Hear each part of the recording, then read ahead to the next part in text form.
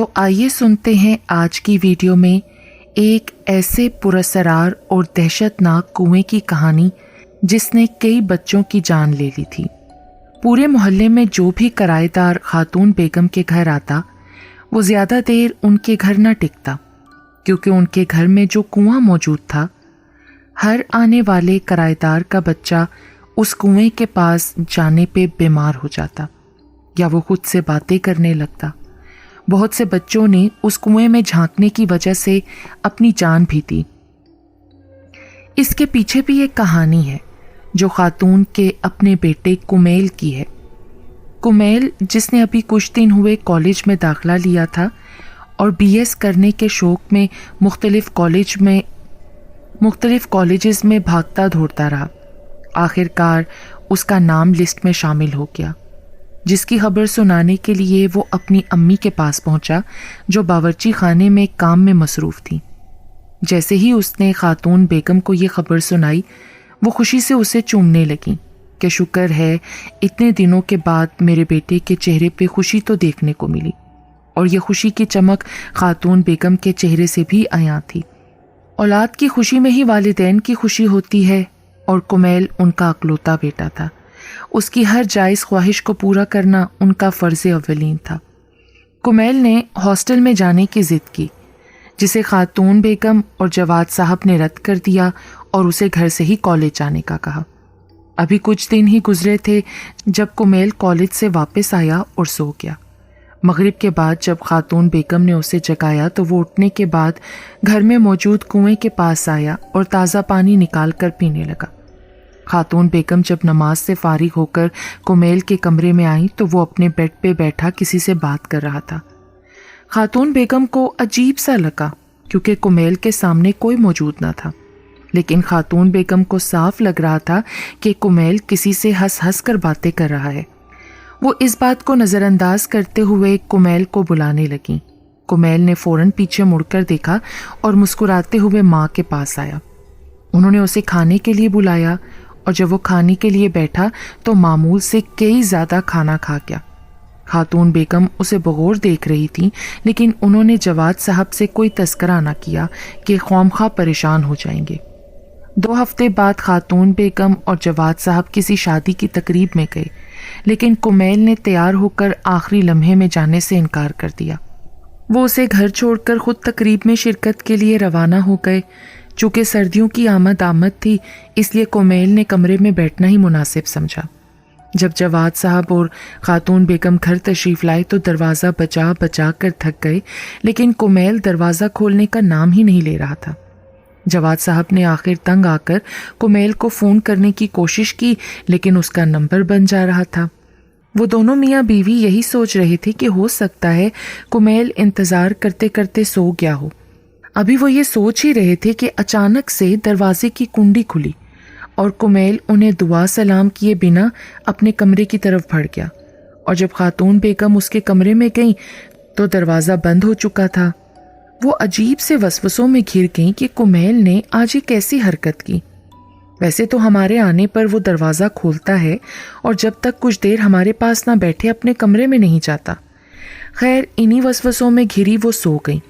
جب صبح نماز کے لیے بیدار ہوئیں اور جواد صاحب کے بعد کمیل کو جگانے گئیں تو اس نے دروازہ نہیں کھولا۔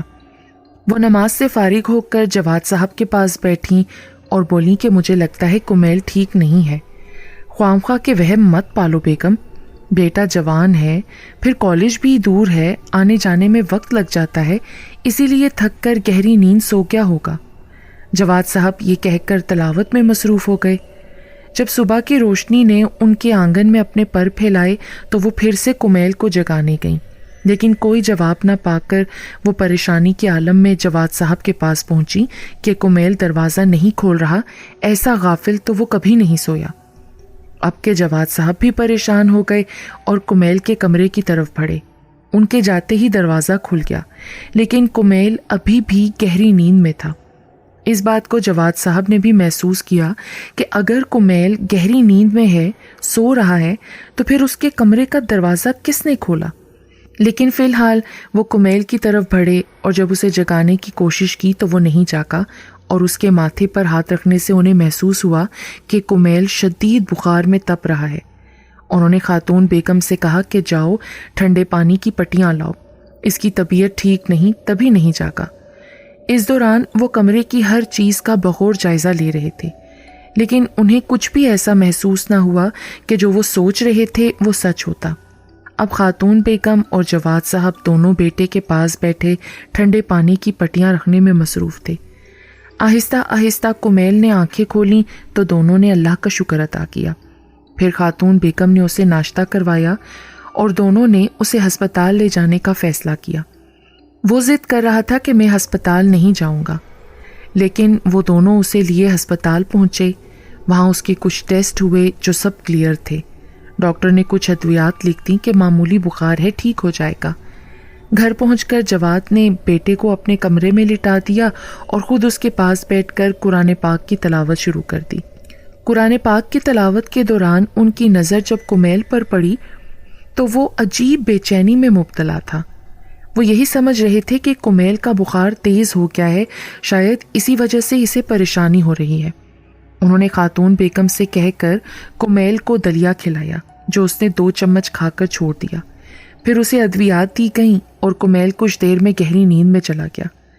جواد صاحب جو کہ اپنا زیادہ وقت تلاوت کلام پاک میں گزارتے تھے، اب انہوں نے اس وقت کو مزید بڑھا لیا، کیونکہ خاتون بیگم کئی بار باورچی خانے میں کام کرتے ہوئے ڈر جاتی تھیں۔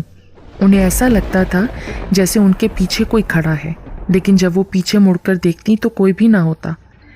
آج بھی وہ دونوں میاں بیوی تہجد کے لیے اٹھے۔ جب خاتون بیگم کنویں کے پاس سے گزری تو انہیں بہت عجیب سا خوف محسوس ہوا اور انہیں ایسا لگا کہ کوئی ان کے پاس سے جلدی سے گزر گیا ہے۔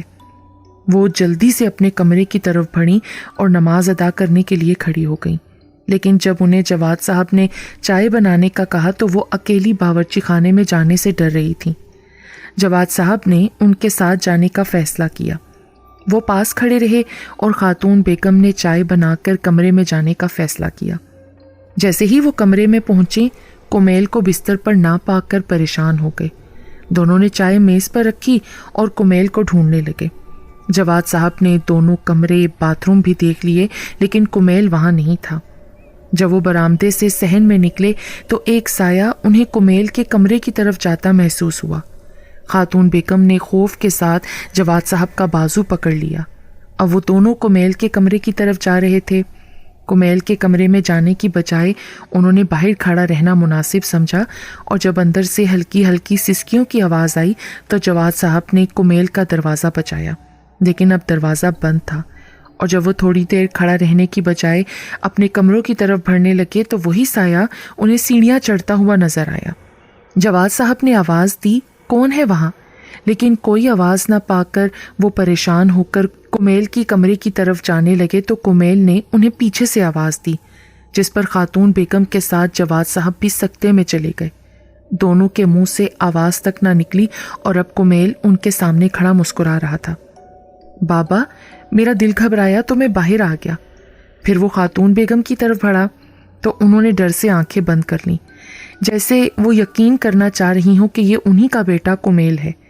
کمیل کا ان کے پاس آنا اور اس کے کمرے کا دروازہ کھلا دیکھ کر دونوں کے پاؤں جیسے جامد ہو گئے تھے، کیونکہ کچھ دیر پہلے تو کمیل نے دروازہ نہیں کھولا تھا اور اب اچانک وہ ان کے سامنے تھا۔ پھر ایک دم سے وہ دونوں کمیل کے کمرے کی طرف بھاگے۔ کمیل بستر پہ بے سود پڑا تھا اور آوازیں نکال رہا تھا، مجھے بچا لو، مجھے بچا لو۔ اب خاتون بیگم اور جواد صاحب ڈرتے ہوئے کمیل کے پاس پہنچے اور جواد صاحب نے جلدی سے اسے چھونے کی کوشش کی کہ جو سچ میں ایک زندہ وجود تھا اور انہی کا کمیل تھا۔ جواد صاحب نے اسے گلے سے لگایا تو کمیل کہنے لگا، یہ مجھے مار دے گی بابا، مجھے اس سے بچا لو۔ جواد صاحب بہت پریشان ہو گئے اور خاتون بیگم نے تو باقاعدہ رونا شروع کر دیا۔ بیٹا، کمرے میں تو ہم تینوں کے علاوہ کوئی نہیں، وہ کھڑی ہے نا ادھر، لمبے بالوں والی، جو مجھے دیکھ کر ہنس رہی ہے۔ ایسا کچھ نہیں ہے بیٹا، تمہارا وہم ہے، شاید تمہارا بخار دماغ پہ چڑھ گیا ہے۔ جواد صاحب نے کمیل کو تسلی دیتے ہوئے اپنی گود میں لٹا لیا اور قرآن پاک پڑھنا شروع کیا۔ خاتون بیگم سے بھی کہا تو انہوں نے بھی قرآن پاک کی آخری سورہ پڑھنا شروع کر دی، لیکن قرآن پاک کی تلاوت پر کمیل کی طبیعت مزید بگڑنے لگی۔ اب اس کے منہ سے عجیب و غریب آوازیں نکلنا شروع ہوئیں۔ میں تم سب کو دیکھ لوں گی، کسی کو نہیں چھوڑوں گی، یہ کہتے ہوئے کمیل بے ہوش ہو گیا اور جواد صاحب نے ایک سایہ دیکھا جس کی پیٹھ پر لمبے بال تھے اور وہ دروازے سے غائب ہو گیا۔ وہ کمیل کو لٹا کر فوراً باہر آئے، لیکن تب تک سایہ غائب ہو چکا تھا۔ انہیں کچھ سمجھ نہیں آ رہی تھی کہ اتنے سالوں سے اس گھر میں رہتے ہوئے ایسا کوئی واقعہ پیش نہ آیا تھا، تو پھر ایسا کیا ہو گیا کہ اچانک سے ہمارے بیٹے کے لیے ایک آزمائش آ گئی۔ انہوں نے کمرے میں جا کر کمیل کو دیکھا جو اب پرسکون نیند سو چکا تھا۔ پھر انہوں نے خاتون بیگم کو بھی تسلی دی، لیکن دونوں بہت پریشان تھے کہ آخر یہ کیا ماجرا ہے۔ کئی دنوں سے کمیل کالج بھی نہ جا سکا۔ جواد صاحب نے اس کے کالج کے پرنسپل کو فون کر کے بتا دیا کہ کمیل کی طبیعت بہت خراب ہے۔ اب خاتون بیگم نے انہیں گھر سے باہر نہ جانے دیا کہ وہ بہت ڈر گئی تھیں۔ سارا دن کمیل کمرے میں پڑا رہتا، جواد صاحب اور خاتون بیگم اس کی تیمارداری کرتے رہتے۔ ایک دن جیسے ہی مغرب کا وقت ہوا، ان کے کنویں کی چرخنی ہلنا شروع ہو گئی، جیسے کوئی کنویں سے پانی نکال رہا ہے۔ پھر ان دونوں نے جو منظر دیکھا وہ گھبرا کر کمیل کے کمرے کی طرف بڑھے۔ کمیل پھر سے کسی سے باتیں کرتے کرتے چیخنا شروع ہو گیا تھا، مجھے بچا لو بابا، میں کہہ رہا ہوں یہ مجھے مار دے گی۔ جواد صاحب نے پے در پہ عجیب و غریب واقعات کے بعد کسی عالم کو بلانے کا سوچا جو ان کے دوست بھی تھے۔ وہ جواد صاحب کے گھر پہنچے اور رات وہیں گزارنے کا ارادہ کیا۔ عشاء کی نماز کے بعد اکمل صاحب نے کمیل کے کمرے میں سونے کا ارادہ کیا اور جواد صاحب اور خاتون بیگم کو ساتھ والے کمرے میں جاگنے اور قرآنی آیات پڑھنے کے لیے کہا۔ رات کا پچھلا پہر تھا جب ایک سایہ کنویں کی منڈیر پر بیٹھا دیکھا گیا۔ اکمل صاحب کمیل کے کمرے کی کھڑکی سے یہ سب کچھ دیکھ رہے تھے۔ وہ سایہ اب کمیل کے کمرے کی طرف آ رہا تھا۔ اکمل صاحب نے دائرہ لگا کر اپنا عمل شروع کیا۔ وہ کمیل کی چارپائی کے پاس بیٹھے تھے۔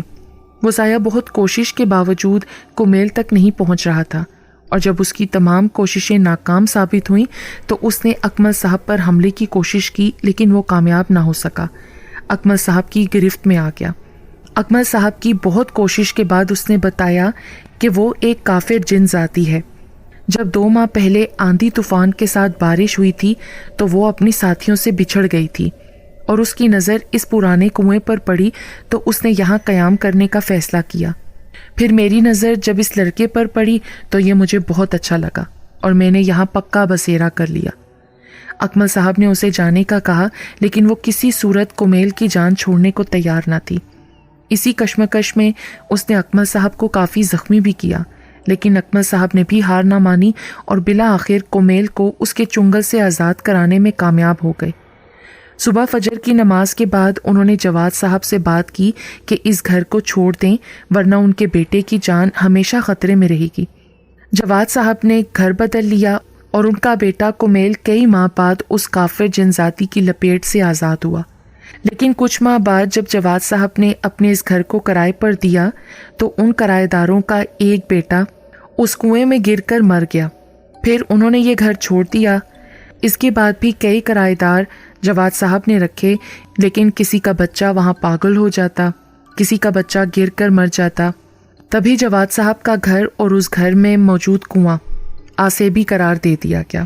وہ گھر آج بھی خالی پڑا ہے اور جواد صاحب اور ان کی اہلیہ کا کہنا ہے کہ ہم یہاں بسنے والی کافر جن ذاتی کا مقابلہ ہرگز نہیں کر سکتے۔